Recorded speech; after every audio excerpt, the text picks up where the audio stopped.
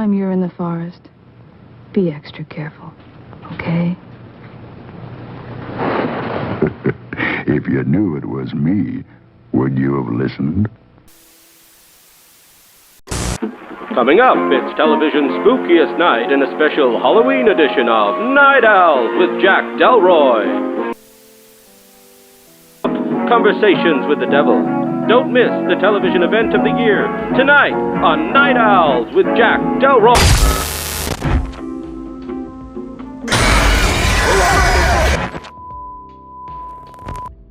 So this is my third time recording this now. I wrote this script like 4 or 5 weeks ago.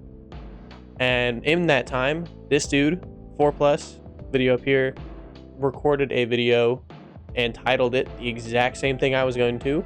The Late Night with Devil is an analog horror movie, something of that sorts. I still probably will. I mean, thankfully though, he didn't talk about exactly what I want to talk about in that.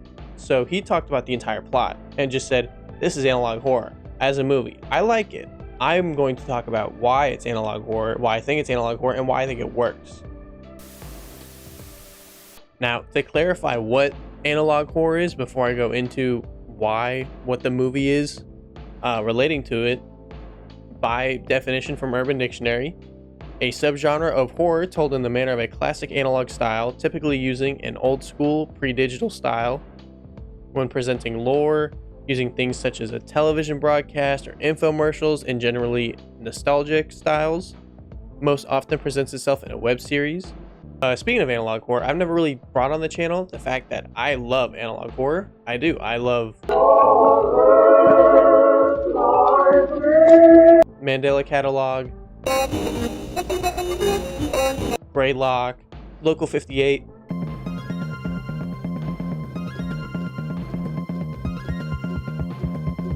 Anything Wendigoon uploads, honestly. I mean, I mentioned him on this channel before. I can't profess to know exactly how the FBI was feeling at the time, but if I had to guess, it was probably something like...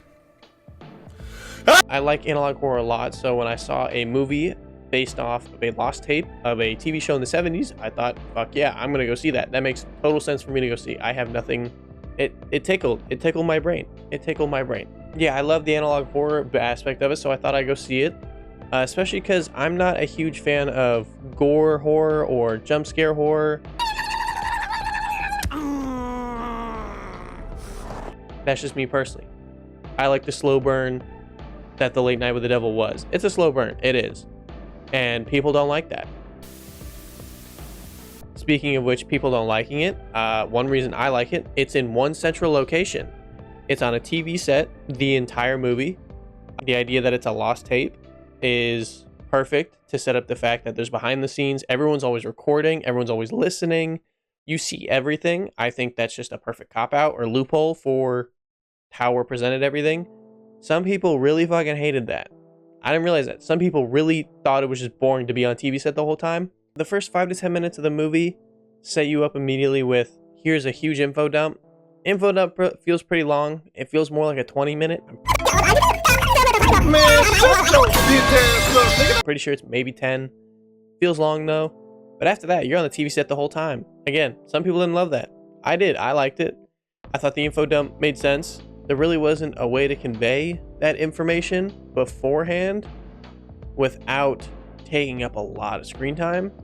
And it just feels like the opening to a Netflix documentary of, well, here's everything that happened before the tape. So now you can watch the tape and it'll make sense.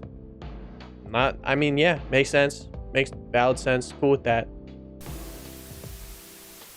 And it immediately allows the viewer, like me, to be sucked into it, which is, again, what I love about analog horror.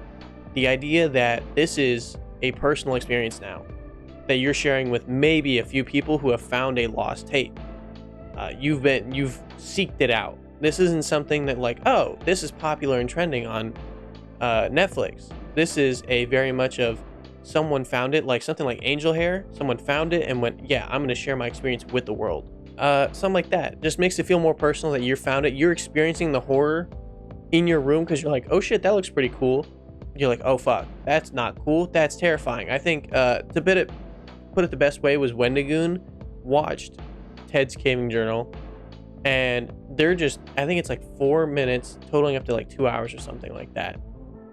4 episodes, totaling up to 2 hours. And within that, they talk about, Wendigoon mentions that it's just caving. Like, if you watch it, it is literally just a dude going through and telling people how to caving, and then that's it, with the horror aspect of it. But you don't really get that till like the 2nd and 3rd episode, I believe, or like the latter two. And Wendigoon pointed out, or someone in his chat might have, that if you're just on caving YouTube and you don't know what this is, you could just find it and you're like, holy fuck, this is terrifying, and that's real. Like, this isn't something someone made up. And there's like the father and son who do this kind of thing a lot. And the top comment on this video was, now that I watched this, I'm getting recommended a ton of caving videos. There's a chance that this is going to wind up in the feed of someone who just watches cave videos and has no idea about the creepypasta or anything. They're going to be what? You would hope so. That's like the best thing about found footage, is just the appeal of it ending up in someone's lap who just has never wanted to see it. You know what I mean? Yeah, like, that's the best thing. And with stuff like this on YouTube, it makes it feel that much more authentic, which is really, really fun. Yeah. That's the scariest part. That's what analog horror is. The idea that someone who doesn't know anything about that going on finds it and they're like, oh shit, that's real. This is not like something to fuck with me. This is something that is fucking with everyone, including the person who found it, because it's theirs. It's in their possession. That's what I love about analog horror. It has made it personal fear. I think another, and probably the biggest last take I have from the idea of what makes analog horror, is the idea that what we're watching is also an entity or possessed within it. At the very end, there's a spooky face into the static, and as soon as that happens, we see a specific almost possession trip scene through the main character. He goes through this these visions, and then realizes he kills the little girl who is possessed through these visions without realizing it. And in these visions, he's telling the people to turn your TV set off. That, with the idea that a face is in the static staring at you, almost feels like the soul of Jack, the main character, has been trapped in that tape. And that's his hell, because that's when he was the most famous, is that he's trapped now in that tape, and that's his curse. Is he must live with the idea that the day he killed a little girl ruined his life, and potentially set his wife, who died of cancer, set her soul free after selling it to these demon worshippers, is when he was the most popular, and now he has to relive that every time someone turns that tape on. That's the most horrifying part of that, is that every time you turn that on, you aren't just witnessing, oh, well, this is a scary thing that happened in the 70s. This is someone's life that you're replaying over and over, and they have to physically relive it. That's fucking awful. That's terrifying. I love it in a movie. When thinking about it and looking into a camera, it makes me really not okay at all. But yeah, I mean, small details like that of the haunted tape, the scary face, the whole thing being an analog horror, it makes me think that the writers of the movie, Colin and Cameron Carnes, is that how you say? That might be one of the two. They at least have an idea of what it is. In interviews, from what I saw, and articles, they never mentioned it. But I mean, that makes plenty sense. YouTube is not really respected within the cinema movie landscape. We're all going to be on the same flight. Are you ready, man? Besides the movie that just came out, Talk to Me, I believe is what it's called, Talk to Me. Besides that movie, ain't no one respecting YouTuber movies. The fuck we got? Logan Paul movie, Fred movies. I fuck with the Fred movies. I'll make a full 2-hour video talking about every Fred movie. I'm not fucking with you at all. I love those movies. I rented Fred 3, the Fred Summer Camp one, multiple times as a kid. I would do.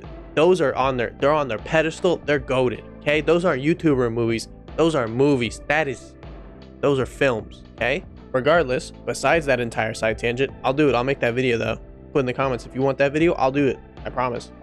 But yeah, the point of this video is that I think the movie of Late Night with the Devil is proof of how analog horror can be transferred into a cinematic state. We saw this a couple years ago. I think it was a couple years ago. We saw it last with Skinamarink when it was popular. But Skinamarink kind of fell into the the trap of Blair Witch, where people who loved analog horror thought it was great, but people who don't, which is a majority of people who would see it, are cinema movie watchers, kind of think it's just fucking boring. It's just 90 minutes of door there, door gone. That's scary. Is someone scream, no scream, whisper in ear, where'd they go? And that it can be really scary, and the movie still is scary. I don't want to fucking watch it ever again. It's still scary. It's not a fun watch, but it's a good watch. But movie watchers don't really like that. The Late Night with the Devil is a great way to take analog horror and show that, broadcast it to a cinematic level. I love it. It's beautifully done. Seriously, pirate it. It's a great movie. It's deserved to be watched for free because of the AI thing. And it is a shame that it will probably be remembered more for the AI than the idea that the acting is great, the cast is great, the writing, the cinematography, the stage, all of it. But to see it like The Late Night with the Devil progress to become this analog horror that is clearly stated within the cinematic world, great. Love it. Love to see where it can go, where it can be pushed, and that it can work really well. So yeah, and I also just want to introduce analog horror, my love for it on the channel, so I can talk about it someday. That means I'd have to watch it. I don't like that. It kind of fucks with me. It's really scary. Pussy. At the end of the day, I love the movie. I love analog horror. I hope to see it progress with no AI. Thank you guys for watching. If you have anything else you want me to watch, seriously, that Fred shit, I'll do it. That's not a bit. That's real. If y'all want to see anything down below, please let me know. Thank you again for watching. Any view, anything. I don't like begging for it. It's just more of, it does mean a lot. I don't want you to think I'm begging because I need it. I'm telling you that if you do it, it does matter. That's what, like, it matters to me. The algorithm, I'm not gonna ever upload. Like, I'm never gonna appease the algorithm. I do it to make you guys happy. Because when you do it, it makes me happy. It's like a, feed off of each other. So, thank you again. I hope you all have a great day.